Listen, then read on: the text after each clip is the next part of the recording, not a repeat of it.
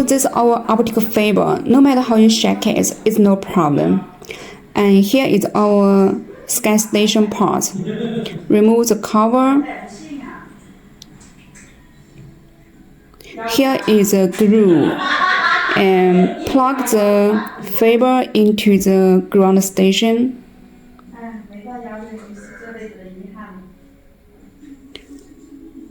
And plug the scan station. And finally plug the battery in. Then you can show our photo is very clear. Then take the drone remote control and turn on.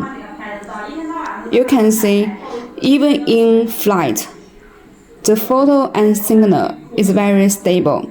So give it a try.